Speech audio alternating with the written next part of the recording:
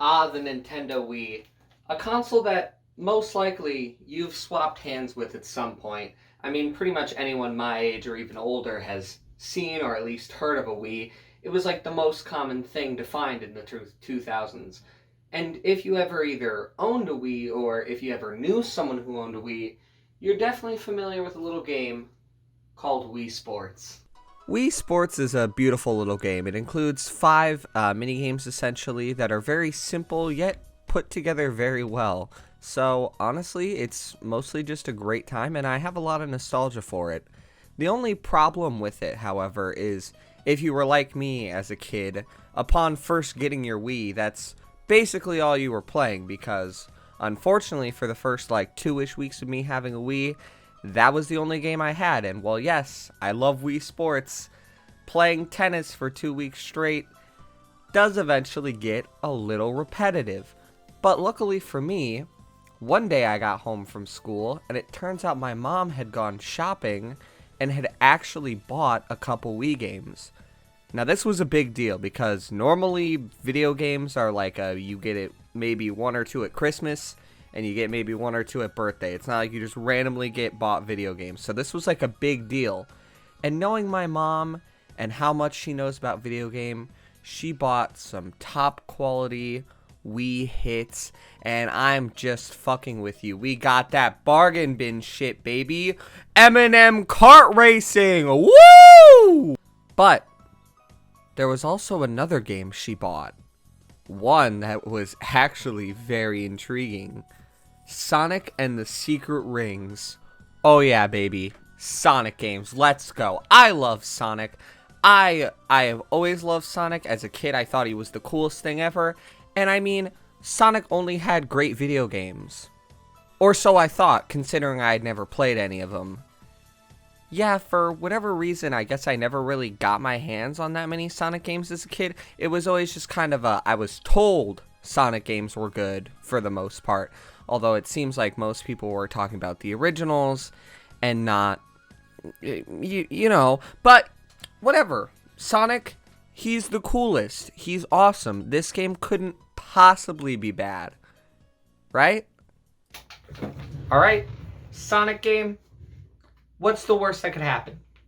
3, 2, 1, go!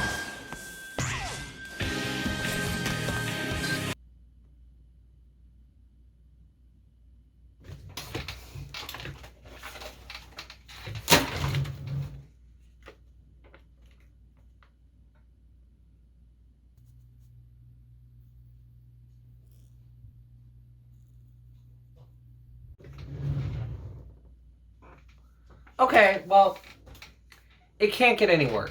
It can't get any worse, right? You know, forced motion control. Tilting the Wii remote to the left and right will move you in that direction.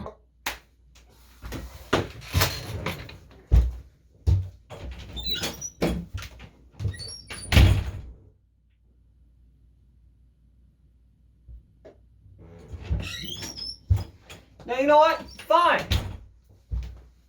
Fine. I get it. The Wii's new. You gotta have motion control. If you don't put motion controls in your game, they send Shigeru Miyamoto to choke you to death with the Wii sensor bar. Why do you think they made the cord so long? Yeah, I guess that's the first thing you're probably going to notice while playing this game. So, Sonic moves forward automatically on his own. That's not inherently a problem at first, but then you also realize that turning and also even going backwards is tied to motion controls. Look, I get it. You're a game on the Wii, you gotta have motion control. It's like, it's a rule. You have to have them, so I get it. But let me also just ask you, Sonic Team, why? Why must you... Now, this wouldn't be as much of an issue if the motion controls worked. But given that it's the Wii, they don't work as intended. I mean, most of the time, it's okay, but there are also just a lot of sections in this game where the motion controls are just really finicky and either just aren't reading your inputs enough or it's reading your inputs too much. You'll be moving backwards, you'll be moving left, right. It can just be an absolute mess. And That I think is one of the big problems, because one of the things that made Sonic games, especially the older ones, so great was that freedom of movement you had, being able to run however fast you wanted, being able to go whatever direction you wanted. But in this game, with Sonic moving forward on his own, and with also his speeding up taking forever, you feel like you have a lot less control over how you get to move. I think another big problem is that whenever you jump, if you're not doing quick hops, which you won't be doing quick hops a lot, besides probably trying to just build up speed, whenever you need to jump, which is necessary to be able to hit most enemies, you come to almost a screeching halt. Now, you don't have to charge forever, because if you do, eventually after charging for so long, Sonic will literally just stop in his tracks. But even just holding it down long enough to get that initial jump, you lose a lot of your speed. So getting that feeling of like speed and freedom you get in other Sonic games, you don't get to experience it a lot in this game.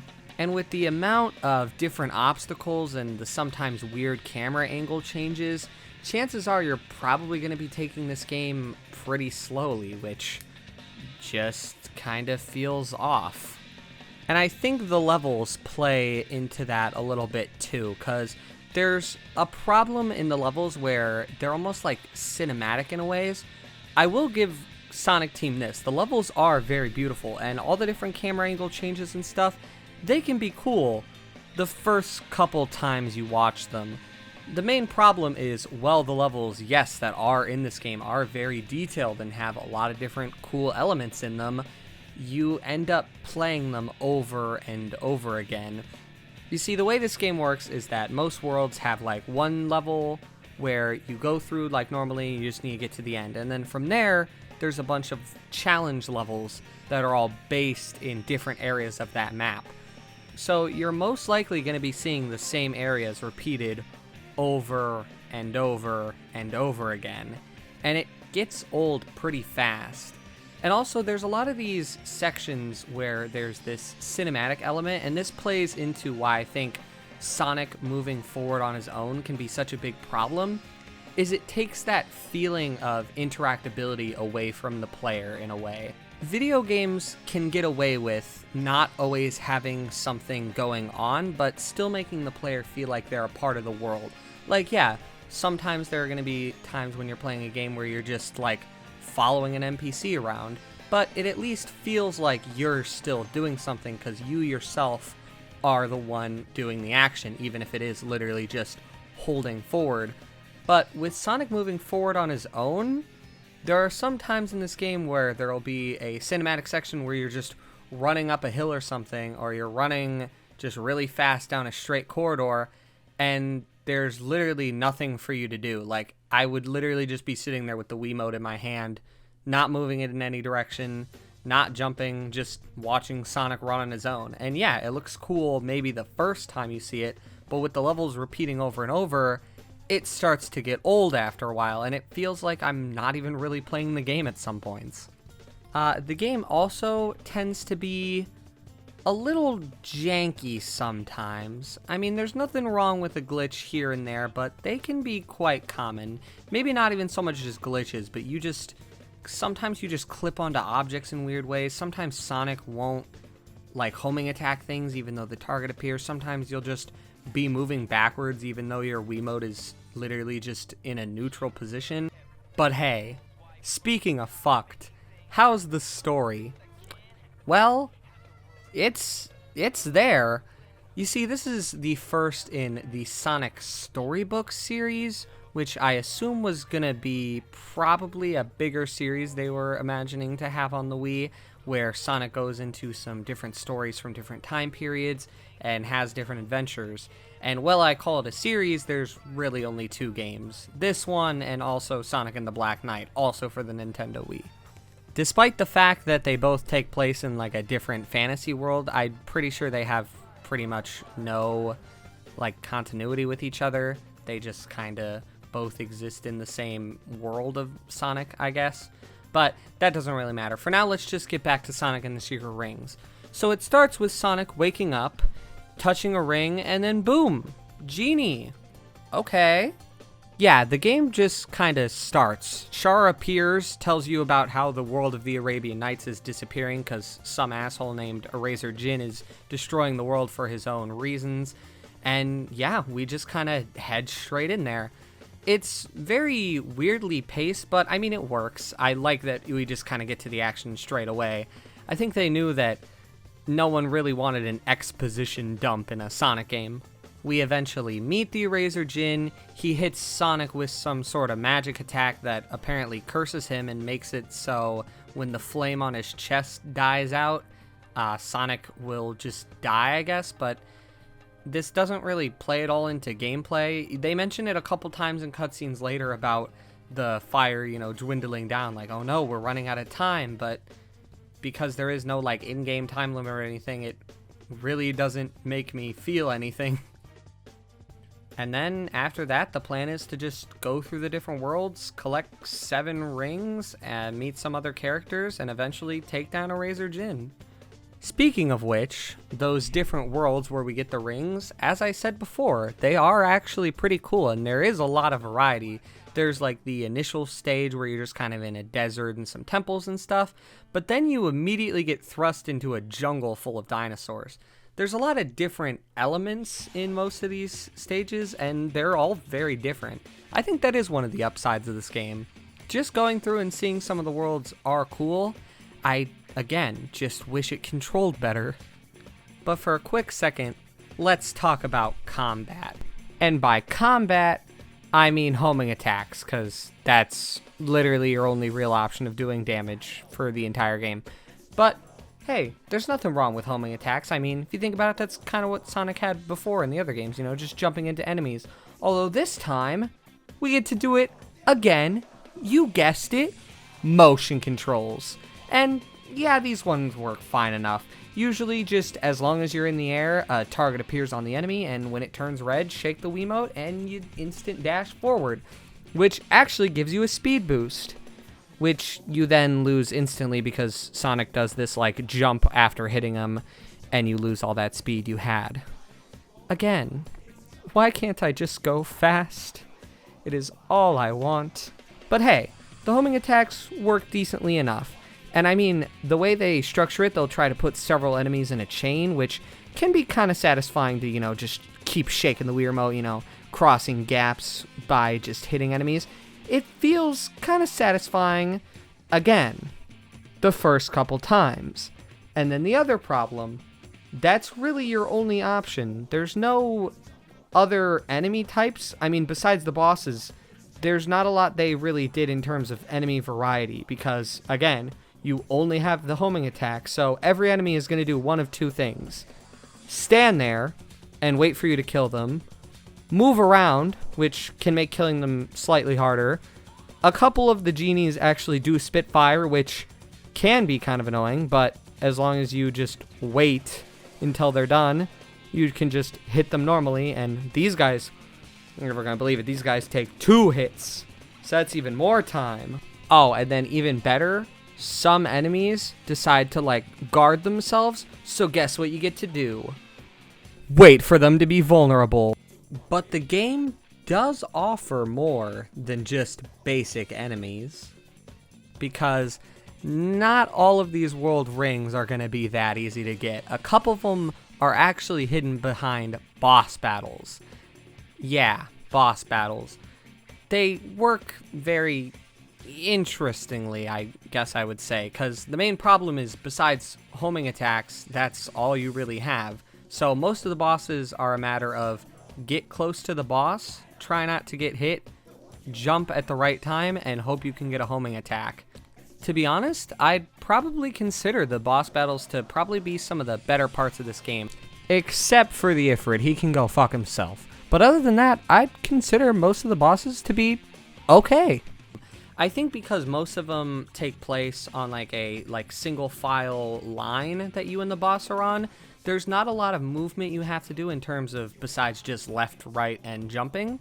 So honestly, in that respect, the motion controls and stuff actually work decent enough here because you don't really have to do any crazy turns, and none of the camera angles change really, so you're never going to get messed up with your inputs. And besides just getting world rings, completing levels and beating enemies also rewards you with experience. Yeah, experience. This game has RPG mechanics, and it's pretty much not really explained at all. As a kid, I never even realized what any of these skill ring things meant. Turns out before you start a level, you can select a skill ring, and you can use skill points from leveling up to invest in skills. And a lot of these skills actually help in terms of making your movement smoother, making Sonic faster, making your homing attack better. Honestly, if I had known about this, probably would have liked this game more as a kid, but yeah, they don't really explain it in-game. You can find it in the manual, but come on. You expect little kid me to pick out the manual and read it? I'm just here to run fast, my dude. And because of that, and I think the confusion about needing all 7 rings to get the true ending of this game, I never actually got around to beating this game as a kid. It wasn't until I was doing the recording for this video that I actually finally beat it, because you can actually fight the final boss, Eraser Jin, before you get all 7 rings, and you just get this cutscene where Shara and Sonic arrive at the door and are like, oh hey, we need 7 rings. That's cool, roll credits. So go back, get that 7th ring, come back, and you actually get this awesome cutscene. Yeah, a lot of the cutscenes in this game are usually done in this storybook thing, but then towards the end they do these CG animated ones, and they honestly do look really nice. I mean, you gotta remember, for the Wii not having HDMI support, this is all done on AV cables, so honestly, looks pretty good. And then that brings us to the final boss against the Eraser Jin, but he's all messed up and stuff. Shara dies and you absorb her power and become this super Sonic type thing, not really genie hybrid. I don't know what to call it, but this final boss fight is really odd compared to the rest of the game. It controls a lot differently. You only get to move left and right, and your jump is actually instantaneous. You don't have to charge it. And that just leads me to wonder, why wasn't it always like that? Again, one of the things that I hate most about a lot of the regular stages in the game is anytime you come to an obstacle or an enemy, you have to waste any speed you had by charging a jump to be able to either get over it or do a homing attack. But in this final boss, you're able to just jump. Just like that. Why was it not always like this?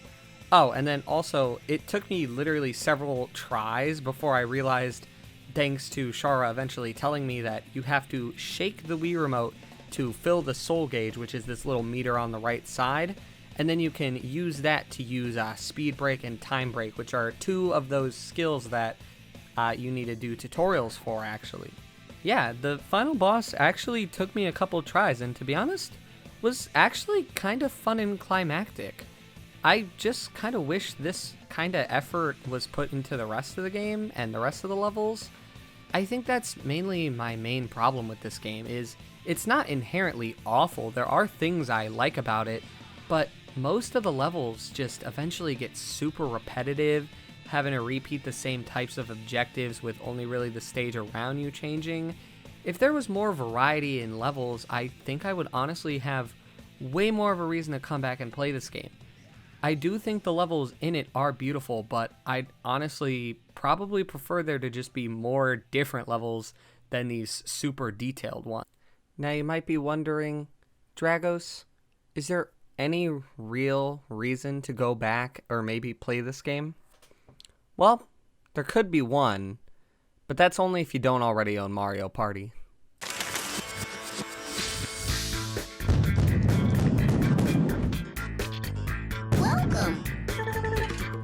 Now I know what you're saying. What the hell am I looking at? Well, if you took a second look at the main title screen, you probably saw a mode labeled Party at some point and wondered what that is. Yeah, it turns out this game has a Mario Party type mini game side thing you can do with up to 4 players. I'm not really sure why. It's almost like they wanted to make a Mario Party game, but then maybe they just didn't finish it, or maybe they just didn't think it was worthy of a full release, so they just threw it in this game. It's kinda odd, but I mean, it's functional enough. It's nowhere near as good as something like Mario Party 8 on the Wii, but it's also a lot better than most of those shovelware minigames that came out. So, yeah. I mean, if you're really desperate to get some motion control themed minigame action out at your next party, you know, set aside your copy of Mario Party 8, bust out Sonic and the Secret Rings, and, you know, see how many of your friends you actually keep. So, overall, Sonic and the Secret Rings, would I recommend it?